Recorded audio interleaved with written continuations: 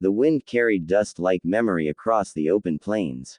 Clay Danner squinted beneath the brim of his worn hat, his horse slowing to a stop in front of the cracked wooden sign, Hollow Creek Ranch, for sale. The letters were faded, nearly erased by time and sun, but they still spoke to him.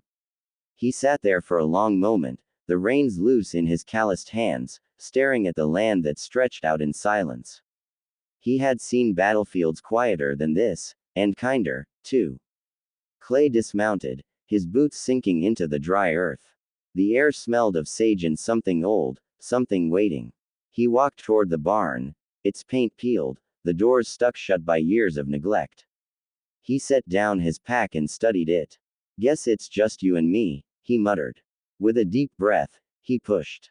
The doors groaned but didn't move.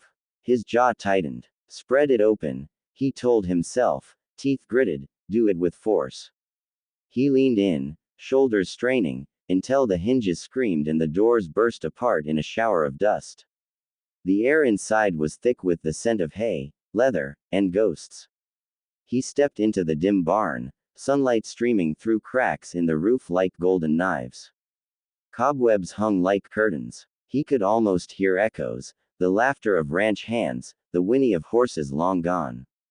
For a brief moment, it almost felt alive again. That night, Clay made a small fire outside the barn.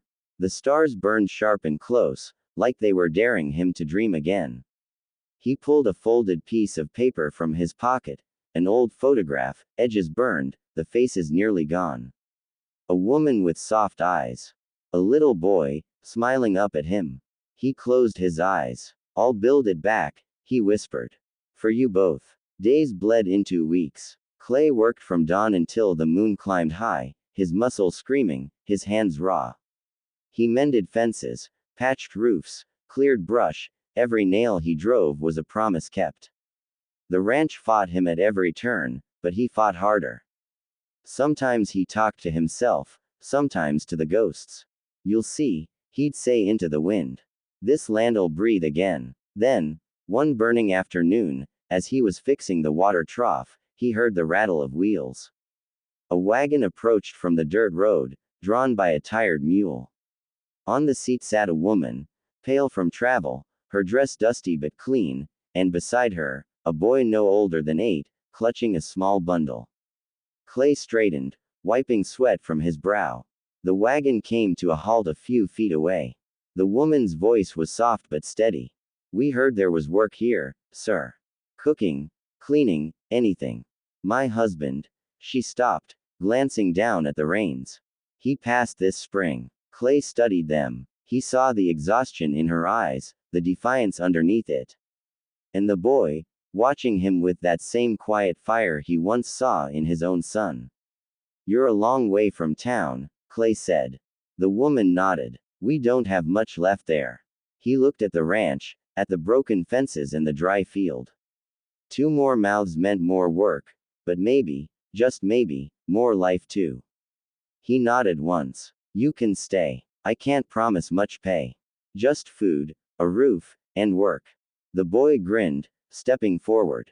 I'm not afraid of work, sir. Clay felt something shift deep in his chest, something he hadn't felt in years. He looked down at the boy and smiled faintly. Didn't think you would be. As the sun dipped low, the 3 of them stood there, a broken man, a weary woman, and a brave child, staring out across the dying ranch.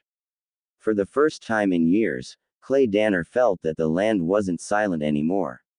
It was listening. And somewhere in that silence, hope stirred.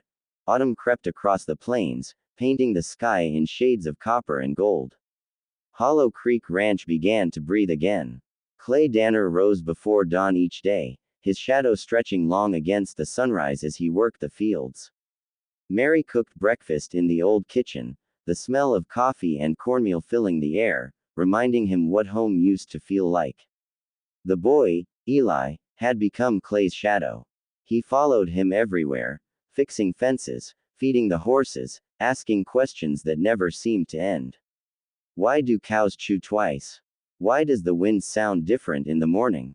Clay answered every one with the patience of a man rediscovering the joy of being needed. Mary brought warmth where there had been only dust. She scrubbed the floors until they shone, planted herbs by the window, and hung white curtains that fluttered softly in the breeze. The house no longer looked like a tomb.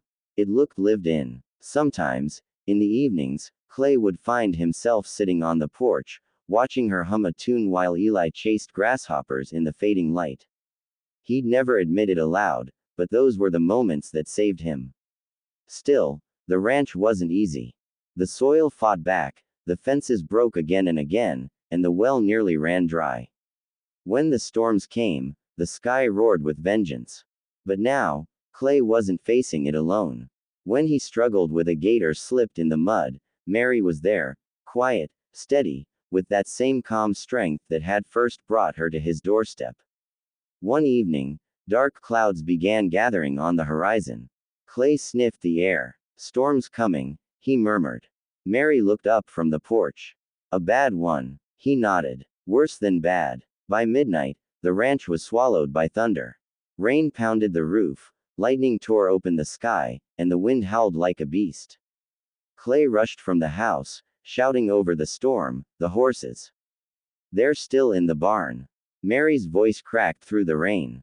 "Clay, wait." But he was already gone, coat whipping behind him. The barn doors rattled violently. He pushed, but they wouldn't budge. Then he heard it. A voice, faint but terrified, Eli's.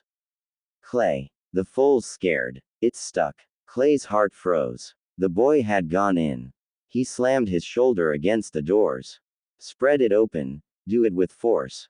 He roared to himself, the same words that had once begun his new life here. Wood splintered, hinges screamed, and the doors burst apart. Smoke and rain filled his lungs as he charged inside. The barn was chaos, flames licking the rafters, animals crying out in panic. Eli stood near the stalls, pulling at a trapped foal's rope with trembling hands. "Let it go, son." Clay shouted. "I can't. It'll die." Clay grabbed him, lifting him off his feet. The roof cracked above them, a shower of burning hay rained down. He shielded the boy with his body and ran, crashing through smoke and sparks until the night air hit his face again. They tumbled into the mud, coughing, gasping. The barn roared behind them as the roof caved in. Mary came running, her face pale in the lightning's flash. She dropped to her knees, clutching Eli, tears mixing with rain. When the fire finally died, nothing of the barn remained but blackened timber. Clay stood there, soaked and silent, staring at the ashes. Eli came up beside him, still shaking. "I'm sorry," the boy whispered. "I just wanted to help." Clay knelt down, placing a heavy hand on his shoulder. "You did help," he said softly. "You reminded me what matters." Eli frowned. "What's that?" Clay smiled faintly through the smoke and rain. "Family." The boy's small hand found his. Mary came to stand beside them, her eyes reflecting the dim orange glow of the dying fire. And though they had lost much that night, something far greater had been forged, not out of blood or name, but out of courage, love, and survival. As dawn broke over the wet earth, Clay looked at the horizon and whispered, "We'll rebuild it." Mary smiled, tired but certain. Together. And for the first time in years, Clay Danner truly believed her.